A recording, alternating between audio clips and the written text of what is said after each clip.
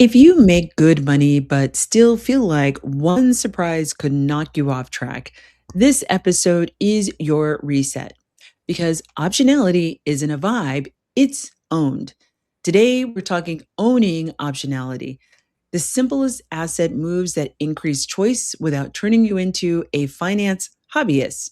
We're going to be talking about cash reserves and building boring on purpose and index fund ownership. You can download the optionality asset ladder on the website and find me on Instagram to see more in depth content. Let's build choices you can feel. Yeah. So they might go What's happening, my optionality builders and high earners? We are building real wealth on purpose. Welcome back to another episode of the Do Different Better show, where we talk wealth wisdom and money moves, simple, strategic, and for grown folks only. I'm your host, Elaine Rasmussen, CEO of Connective Institute and Do Different Better, and the managing director of the Integrated Capital Fund. Today's episode is super, super fun. It's called Owning Optionality, Simple Asset Moves That Increase Your Choice. And I'm starting with a line that might sting a little, but is true.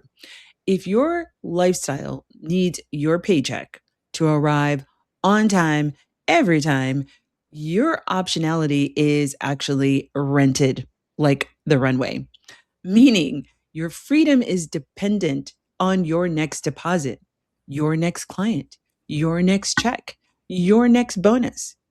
And that's not a cash flow issue, it's a structure issue.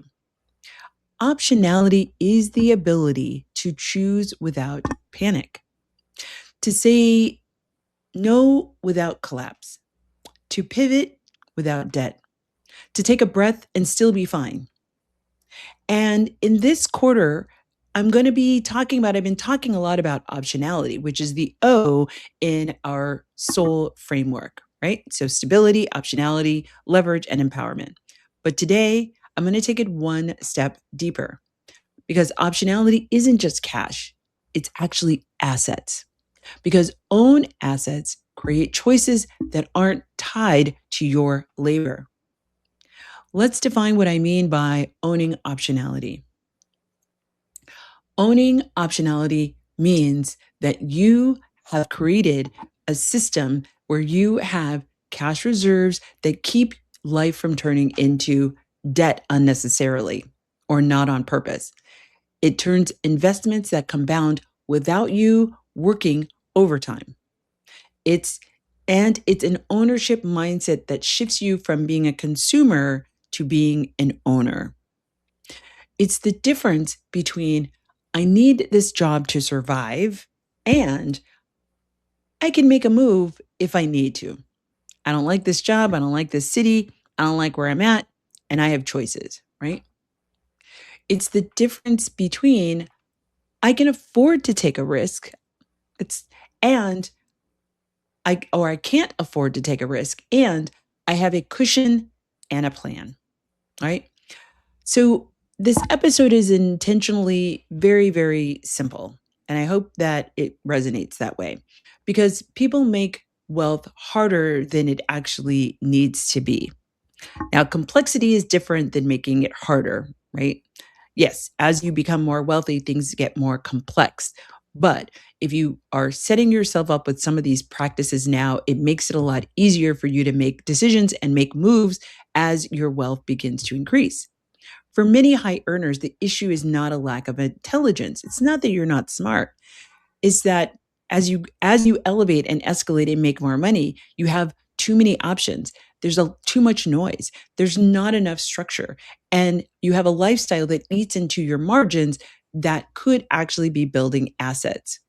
So today I'm going to focus on three engines of optionalities. Yes, there are many of them out there, but today I'm going to talk about three. So, one, we're going to talk about cash reserves, your reserve stack. Remember, this is your baseline, your buffer, your brick house, and your flex fund. Number two, I'm going to talk about index fund ownership. It's boring on purpose, but it's diversified ownership, right? Diversifying your portfolio. And three, I'm going to talk about ownership mindset, how you shift from earning only to also owning, right? And possibly moving into owning full time, right? Because that also is an option. So now let's start with the reserve stack, because if you don't have a reserve, investing can feel like stress and, quite frankly, makes it almost impossible. So, engine number one, the cash reserve. Cash reserves create optionality because they reduce the consequences of life, right?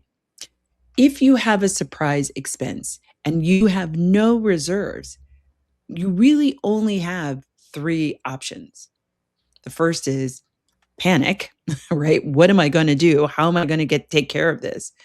And you might choose to get into debt, which is the second one, or you end up selling long-term assets at the wrong time.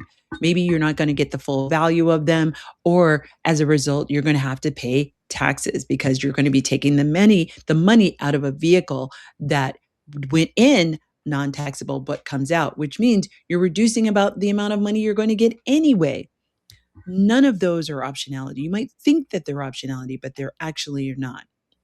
Reserves are what allow you to handle surprises without getting into debt, right? Or at least purposeful debt. It allows you to invest consistently without stopping. It allows you to take a career or business pivot should you decide. And it also allows you to avoid being forced into bad decisions or decisions that are not necessarily where you want to go or what you want to do. Now, I'm going to have our framework that gives you this. That is the baseline buffer in Brick House. And in this optionality season, we added the flex fund. So remember, baseline is your minimal viable month. Your buffer is your shock absorber. And your Brick House is your resilience. And then your flex fund is specifically for transitions and opportunities. Okay. These are the rungs on the ladder that keep you stable and also keep you mobile, being able to handle different situations. Now, the second engine is the index fund ownership. Again, super, super boring. I love that movie. What is it? The Hitman's Bodyguard. Boring is good. That's what we're trying to do here. Index funds are a simple way to own a slice of the market without having to feel like you've got to pick winners and worrying and betting on who's going to be the next stock of the day. And yes, it can feel very boring. And that's actually the point. These are the steady eddy funds that you can invest in, because high earners often get distracted by the next hot stock that's on Instagram or TikTok, crypto hype and complex strategies, or fear-based headlines, or people acting like you're behind unless you're making 42 moves every single week. But the people who build wealth sustainably usually do it through boring consistency. This is when they have a diversified investing, they have automatic contributions, they are looking at long-term horizons, and they're not panicking when the market moves. They're systematic. Index funds are ownership without the need to be a full-time market analyst. Now, let's get into the third engine, that is having an ownership mindset. And I would say that this is actually probably should be shifted to number one, because if you can't get into an ownership mindset or you don't have one, you really need to get that first before you do anything else.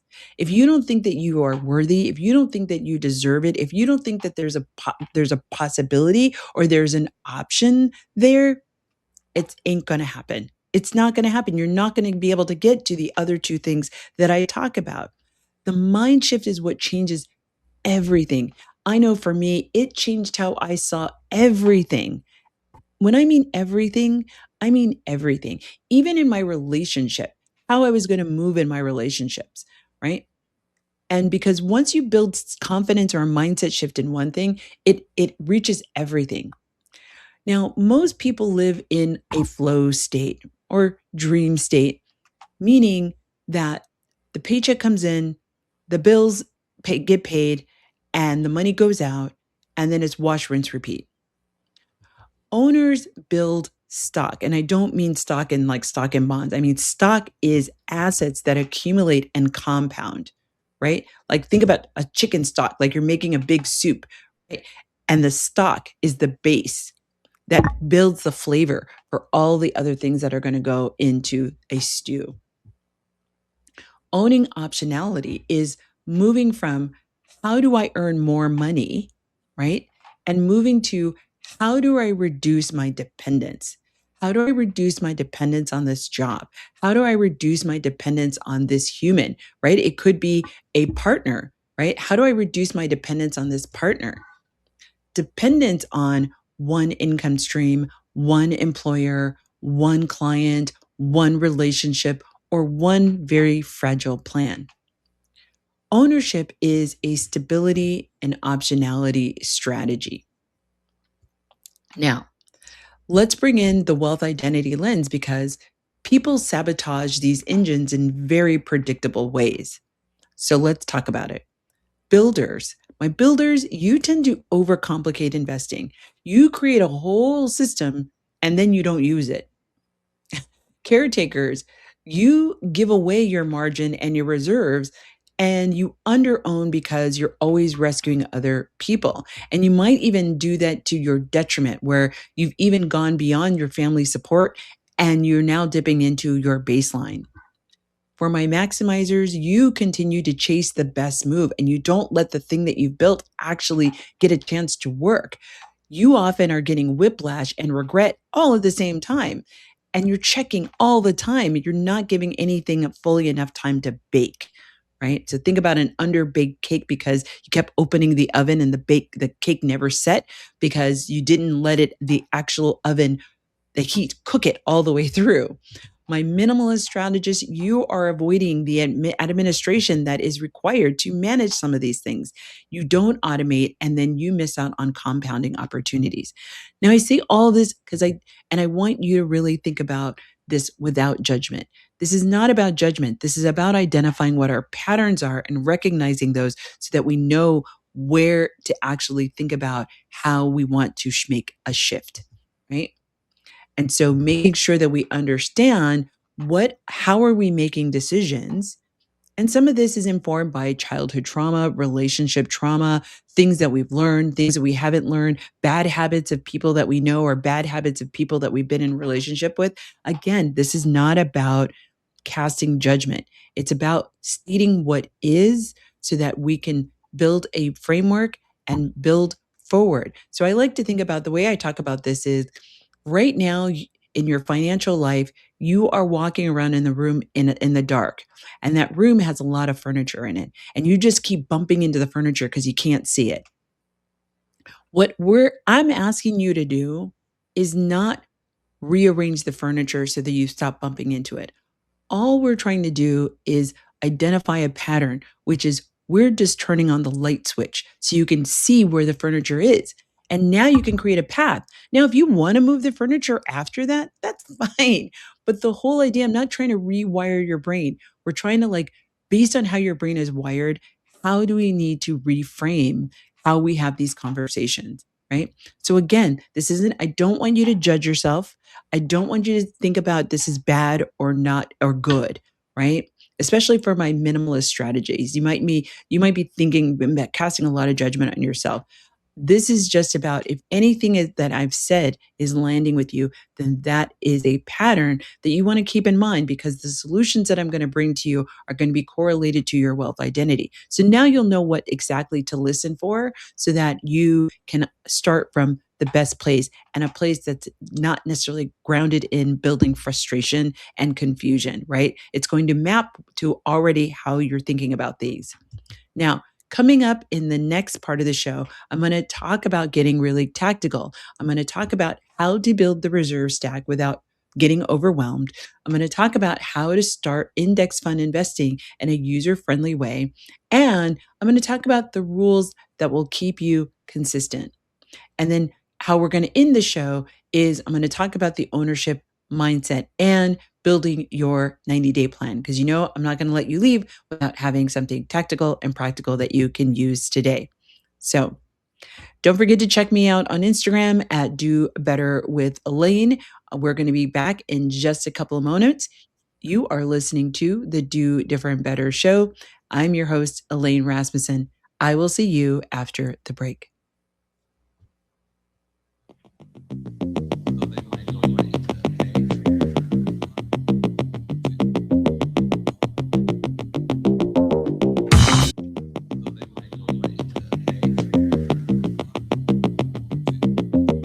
Welcome back to the Do Different Better show. I'm your host, Elaine Rasmussen. Today, we are talking about optionality and simple assets that you can move into that are just a baseline. There's lots of option out there, but we're going to create some real simple action for you, right? Just a simple baseline information. And really, the principle is really, really simple. Boring is a feature of consistency. Boring is a feature, consistency is the strategy. Okay. So while these may not be super exciting, you're not going to tell your friends that you made 20% or you got made a 20x return on your investment. These are the things that you're going to start with so you can really start to build a really good base that's diversified than just having your cash on hand and having your paycheck go in and go out. So, right now, I'm going to talk about building two important things. One is your reserve stack, and two is your index investing plan. So, here's the reserve stack in order and why. So, step number one, you've got to know what your baseline is. If you don't know what your baseline is, I want you to bookmark this episode, go back to that episode at the beginning of the year, and figure out what your baseline is. Because if you don't know that, the rest of this is going to be gobbledygook for you. Okay. You've got to know what your baseline is. That is your minimal viable monthly expenses, not all the wants that you have, but the needs that you have. If you don't know the number, you can't build reserves with precision. Your baseline includes your housing, your utilities, your food, your transportation, your insurance, your minimum debt payments if you have any. Maybe it's a car payment, maybe it's something else, maybe you've got another obligation, whatever that may be. You need to write that number down. This is financial clarity, not punishment or judgment. Again, we're just flicking the lights on so we know where everything is. Step number two, we're going to start with building buffer number one. Buffer number one is your starter pack, right? It's your starter shock absorber to your life. This is $500 to $1,000 or 1 month of critical bills. So just think about that. If you saved $100 a week for 5 weeks, you're already at $500. It's that simple. And then it just begins to multiply from there. You put that money in a high yield savings account. Now you're building interest on that money, but building that reserve. Now, obviously, if you're on the lower end, maybe you're on the $25. But as I've shared with you multiple times over this series, I started as a single mom. I was making 12 to $15 an hour. I was working at a university as a coordinator when I was a single mom. And I was just desperate. I was just in this place of desperation. And I said, I've got to do something. Something's not working. Something's not, I can't keep doing what I'm doing. And I kept telling myself, there's no way that I could save $25 a week. I'm already living paycheck to paycheck. So I started with $5 a week. $5 a week. I knew I was getting a coffee at least once a week. So I'm like, okay, I'm just going to sacrifice this coffee and I'm going to invest it in myself. So I took $5 a week. And a strange thing happened. I'm like, oh, that $5 that I didn't think that I could save, I saved. And then I was like, oh, that's not such a big deal. I'm actually not missing that from my paycheck. So then when I got to that realization, I turned it up to $10. And then when $10 started feeling like not that big of a deal, I moved up to $15. So you can start with $1. But my hope and my wish for you is that you just start. All of this is the money that prevents every and any surprise from becoming a huge financial crisis or debt. Step number three, this is where we start to build buffer number two. Buffer number two is 1 to 2 months of baseline. And this is where your nervous system starts to calm down. And I know this firsthand. Once I got that reserve, I started building that reserve of building up $5 and $10 and $20 and $30 every week. I realized I was checking my bank account with the online app multiple times a day, multiple times a day. And if you know anything about how cash management for a bank, things don't like back then, they didn't automatically update on the same day. You had to wait till the end of the day to see all your transactions from that day or the day before. But I was still checking it multiple times a day. Now you can see the transactions almost in real time. But back then, 20 years ago, you couldn't see the transactions in real time. But I was literally checking my bank account hourly, hourly, hourly. And so, I was freaking out all the time. I was in this constant like fight or flight mode with my brain because I was but once I got to that level where I started to see, oh, I have this buffer filled up. I've got this buffer and I could look at that increasing like every week. My nervous system as far as money goes and my future and my security started to calm down, and it was such a relief. It was such a good feeling. Step number 4, build your brick house.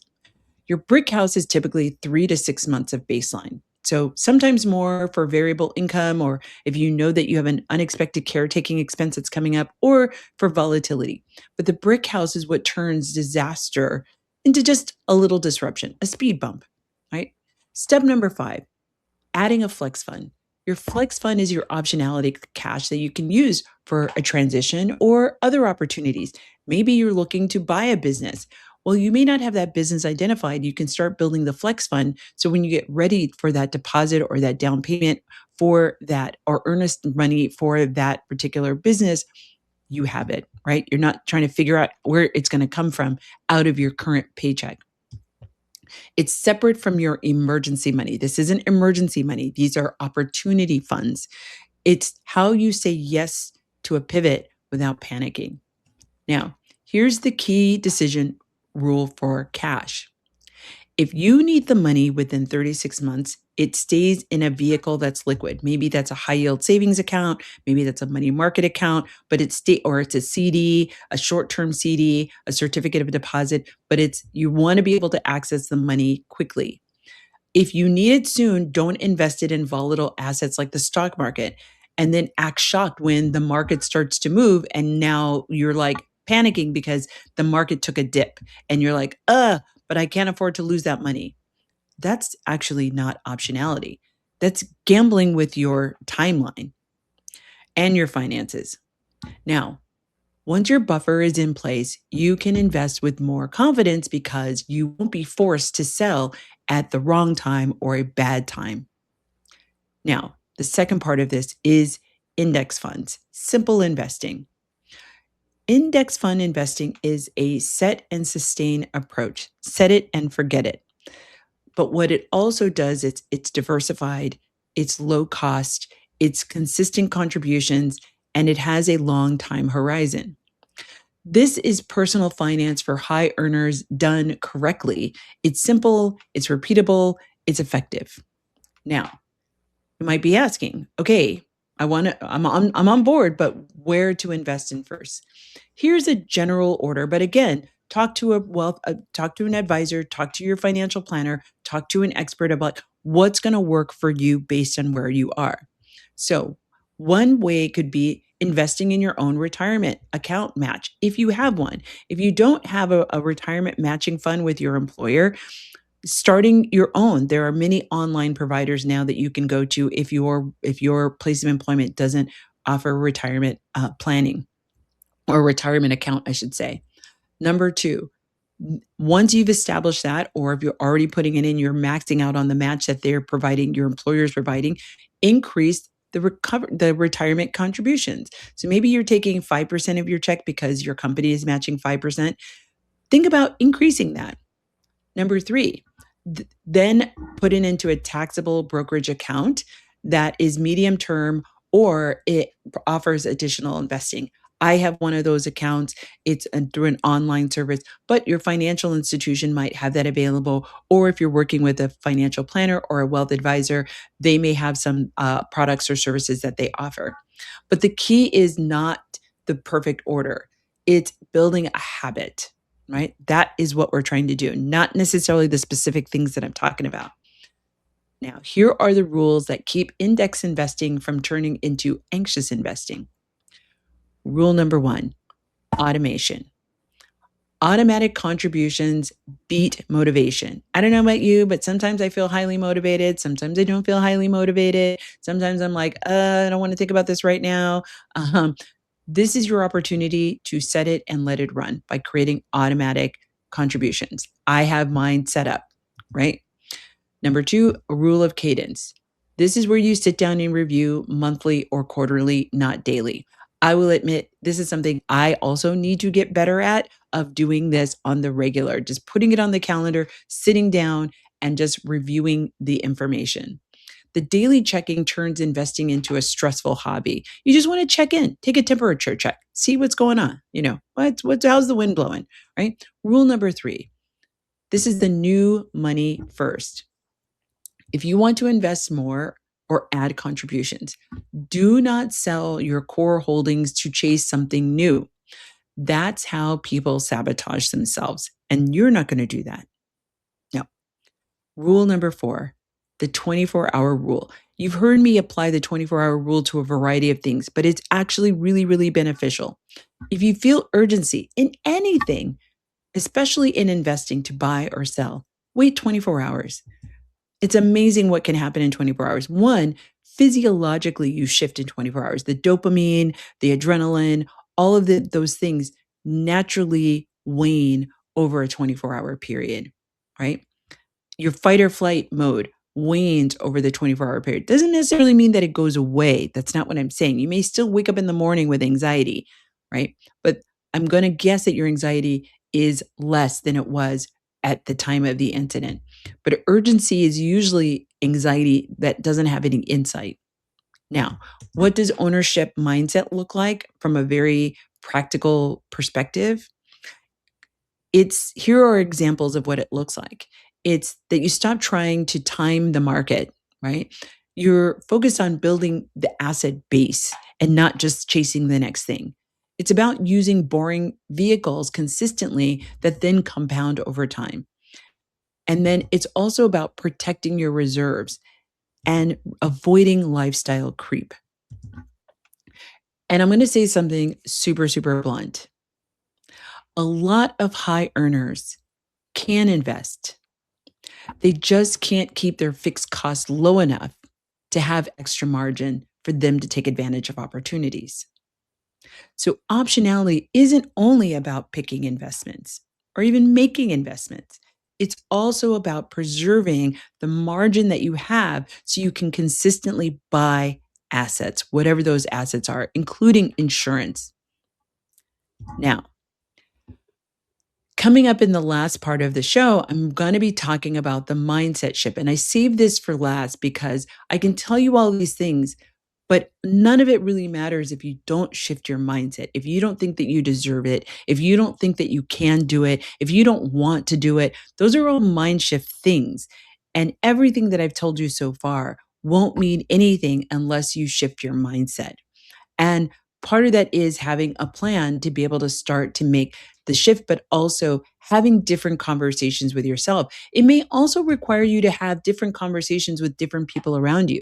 You might need to move yourself into places and spaces to help your mind shift happen all along the way. Because sometimes we need a little push. Sometimes we can't get there on our own.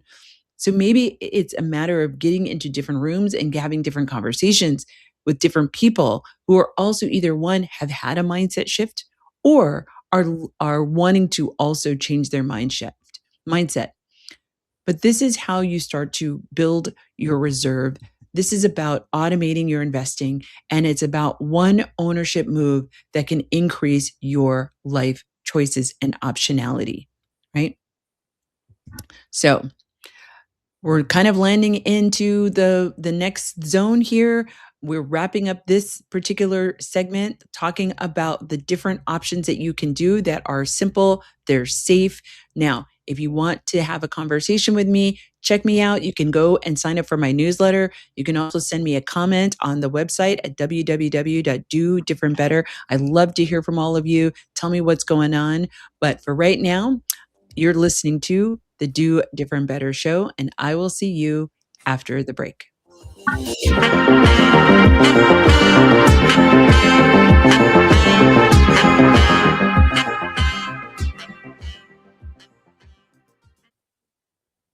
Yeah. So they might not ready to pay. Welcome back to the Do Different Better show. I'm your host, Elaine Rasmussen. And today we're talking about optionality through assets, really safe, simple, low hanging fruit assets that you can begin your optionality journey.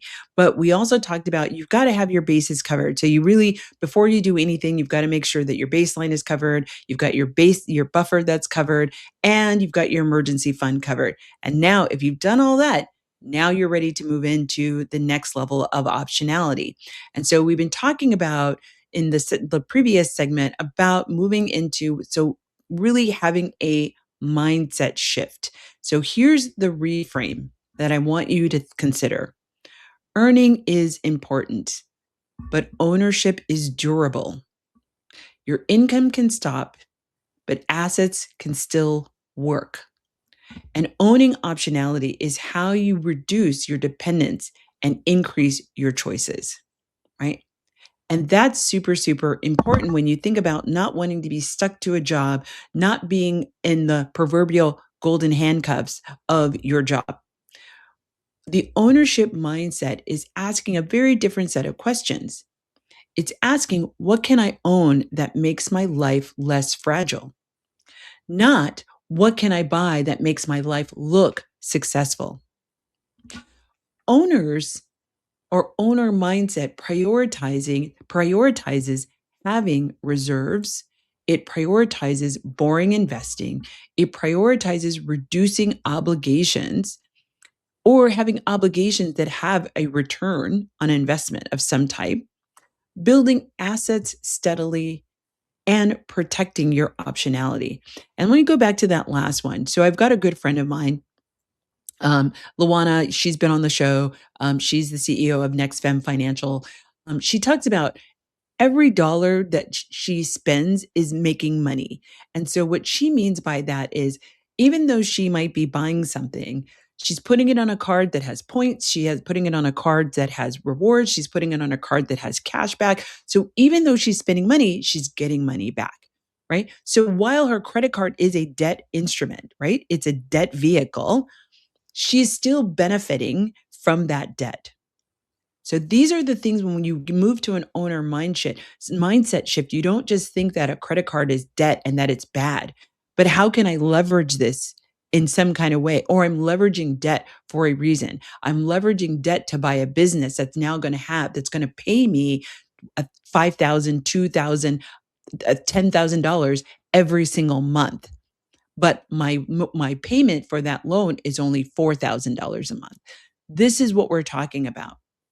Now, I want to give you a 90-day plan that's realistic. And this is my 90-day optionality plan. And this is about making 3 key moves. Move number 1, we're going to focus on strengthening our reserves. If you don't know your baseline, calculate it this week. If you're sitting at home and listening to this, calculate it right now. There's no better time than the present. If your buffer number 1 isn't funded, I want you to automate $25 to $100 a week until it is funded. Remember that fund number 1 is about $500 to $1,000, or it's 1 month of baseline expenses. If your buffer is already funded, but your brick house is thin, increase your transfer by 1 to 2% of your income, whatever that is, right? If you're making $1,000, it's $100. If you're making $10,000, it's $1,000. Okay. And so on and so on. The goal here is to create safety and stop using debt for normal life expenses. That's not the goal. Move number 2, start or increase your automated index investing.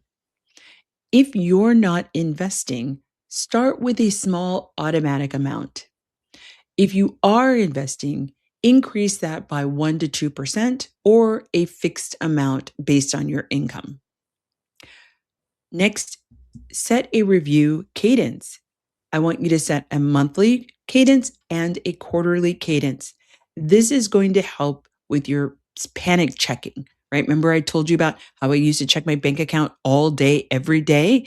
And once I started to build up the reserves, I felt this wave of relief that then I didn't feel so compelled to go and check my bank account. And maybe that requires you removing the app from your phone. So that might be a thing. And so you're only accessing it on your laptop. And if you work for certain organizations, you can't access it at work anyway. So once again, if you are still finding yourself, you're doing all of these things and you're still panic checking, that's something else that you might want to talk to somebody about. But you can put things in your way that will help you to stop doing that. So again, removing the app from your phone. If you are setting up, if there's a firewall at work that doesn't let you look at outside sites, at least you're minimizing the number, which is now going to help your nervous system to start to calm down. Because part of that is is the stress loop. And I did a whole show on the money stress loop. We want to reduce that loop, but sometimes we've got to put things in our way. We've got to put obstacles in our way to help our bodies and help our minds to be able to get past that money stress loop. Now, the goal here with setting a review cadence is that we allow compounding to begin and we allow the mechanism for consistency to show itself. Now, move number 3. I want you to make one ownership move. Choose one move that increases your choices. So here are some examples. You could increase your retirement contribution by 1 to 2%. Again, if you're putting in 5% now and your company is matching at 5%, maybe you boost it by one additional percent of your income, right? Marginal, maybe it's a half a percent. If you're really concerned and you're scared, like, ooh, I don't think I can do 1 whole percent, start with 1/4%. It may not be worthwhile, but if you're feeling like your nervous system can't handle going all the way up to 1%, start somewhere. Start at a half a percent and then move it. Now, the thing you want to keep in mind is you may be able to only do this a couple times in the year. So you want to get in contact with your HR department and find out, like, how often can I change my contributions? If they say like anytime, I would not do this like every month. Maybe do it every quarter. Say, hey, I'm going to increase this by 0.25% every quarter until I get to 1% at the end of the year, right? That's also doable. Break this down. Don't let the anxiety, don't let the heart palpitations take over. Another option is to open a brokerage account and set an auto invest number. Another option is to pay down one high interest debt. This is reducing your obligation load, right? Your baseline expenses. You can also build a flex fund to 1 month of baseline, right? And remember, your flex fund is for your transitions and you're taking advantage of options. Or the last thing you can do is negotiate down a fixed cost and redirect savings to assets. Another good way to do this is calling all of your utilities, like particularly the cable company, and seeing if you can get some of that reduced. Call the phone company, your cell phone company, call your cable company, and see if you can get a reduction, right? Say, hey, I'm a long time customer. I'm thinking of I'm thinking of changing my service and I want to move. I'm thinking of changing my service. Are you willing to do anything about my rate? And so you never know, even if it's $25. Now take that $25, which is a monthly expense, right? 25 times 12 months. That can go into your buffer fund. It can go into your baseline fund. It can go into your flex fund, right? This is how we're creating optionality. Here's the ownership move. The ownership move is any action that increases your margin and turns it into stock, meaning like not stock, actual investing stock, but like stock as in excess. That's what we want to do. Now, let's add the anti-sabotage rules because people rebuild fragility through bad habits. Okay. My anti-sabotage decision rules are: no new fixed costs based on one good month. If you had a good month, you had a bonus, you had some, extra hours, you had any kind of one-time income. And even when I say one-time income, maybe it's a couple times a year. Maybe you get a bonus every 6 months, or you get a performance merit increase every 6 months. Okay, that's not an opportunity to now increase your lifestyle, right? Not if we're taking an ownership mindset. It isn't, right? You can do that. You have free will. But if you're also trying to build a wealth journey that is calming your nervous system, if you're trying to build a wealth journey that creates optionality, if you're trying to build a wealth journey that's going to purchase that home or purchase that business, that's not the way to do it. Another rule is one in, one out. So for if you're not taking on a new payment unless you remove a payment, and ideally of the same amount or lesser amount. That's what we want to do. If you're feeling FOMO or fear of missing out, then wait 24 hours. Say, if I'm anxious, I'm going to return to the plan and not to the interwebs. Okay. Another rule is if money is needed within 36 months, keep it liquid, keep it accessible, keep it in a money market account that is still building interest, or a high yield savings account, or a CD. And maybe it's a 6-month CD that you renew every 6 months. If you think you're going to need the money, you're just not exactly sure when, but you know that it's longer than 6 months, right? These real rules will protect your optionality because they reduce the impact of your decisions sabotaging your goals and your financial optionality. Now, let's tie this back into the bigger arc of our conversation, which is all about optionality. Optionality is built with reserves that prevent panic. It is built with simple investments that compound over time. It's built and having a mindset that prioritizes ownership over appearances. I remember when I was younger and I used to work at Nordstrom, and I worked in the handbag department. And at the time, this was the 90s. And so we had handbags that were very inexpensive, and but we had a lot of handbags that were expensive. When I say expensive, these are like 300, 400, all the way up to thousands of dollars of bag. We carried Judith Lieber bags, which are beautiful stoned bags. But I remember noticing that the people who would come in to purchase very expensive bags, like when I'm talking Ferragamo, I'm talking about Fendi, that was very on trend at the time. And these bags were minimum $800, $900. And when they came in, they weren't very ostentatious. They were not very showy. I remember this one woman, and this is probably the first time that I noticed this. She was looking at a Ferragamo bag. This bag was like about $1,200. And she was literally wearing white jeans with Keds. Very, very nondescript woman. And she was looking at buying this $1,200 bag. She ended up buying a couple of bags for me, and the total bill was probably about $3,000. And it was clear that she was not purchasing these to look like she could afford these things. She just came in she was very kind. And what I found was like, my experience with people with new money were so rude and so inconsiderate. But the people who had money for a while, who had an ownership mindset, she was making an investment. These purses, while yes, she was going to use them and they were going to be lovely, she also was investing that she knew she was going to have these for a very long time. And that just shifted my mind. And so I remember I still have some of the Ferragamo bags that I purchased back in the 90s, and they still look great. They still look amazing, but they were an investment that I made. And I'm so happy that I did. I still own them. They still look gorgeous, but I'm not carrying them as a status symbol. I'm carrying them because I love the bag. It's beautiful. It's amazing. And I get lovely compliments when I wear it out. But I digress. So after you've done all that, here is your next step.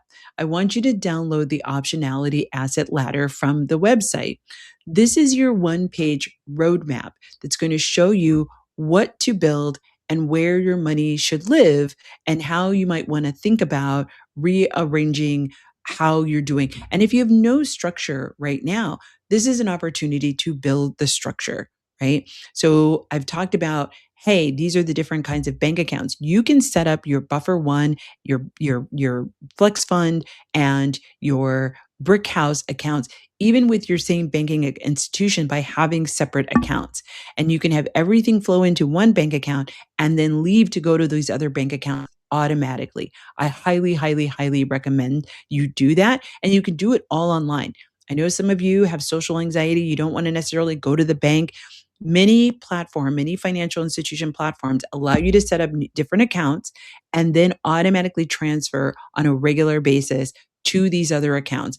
And many of them will allow you to name the account so you can keep the psychological clarity of what you're trying to do. Name it the buffer one account, buffer one and two. You can name it your flex fund. You can name it, name it your options account. Whatever you want to do, you can use these names that I've given you. You can use different names if you want to. That's not the point. The point is that you're moving into you can support your financial future, right? And you're not making decisions from panic. You're building up a reserve. You're then having the money to be able to start your investment journey, even if that investment is in yourself, in your retirement planning. This is creating a mechanism by which you can support that, right? If you do nothing else, that is a great place to start. Don't feel that you're behind. Feel like this is your time to get on board. Now, after you've done all that, you can check me out on Instagram where I talk. I'm going to be having interviews with people and talking with folks about what their experience is. If you want to do a live with me and you want to talk about what your experience has been from doing some of the things that we've talked about, please let me know. I want to know what's happening with your reserve stacking and what was setting up your index fund like for you, step by step. Now, remember, we're doing all of this because optionality isn't just a vibe. It's just not a feel good. It's something that you own and you take personally and you take accountability for. And this is how we're going to turn your income into optionality and begin to do different better. Thank you so much for joining me and listening to the show today. If this show has helped you, please share it. Don't forget to hit the subscribe and send me a comment, send me a DM. I'd love to hear from all of you. And don't forget, we're going to be at Pride on Sunday. So I'm hoping that I get to see you live. Come out, have a good time. Tell me what's working for you. Tell me what you want me to talk about. Tell me how this has helped a friend of yours. But make sure you like and you share and subscribe. And I can't wait to see you next week on the Do Different Better show. I'm your host, Elaine Rasmussen. I'll see you soon.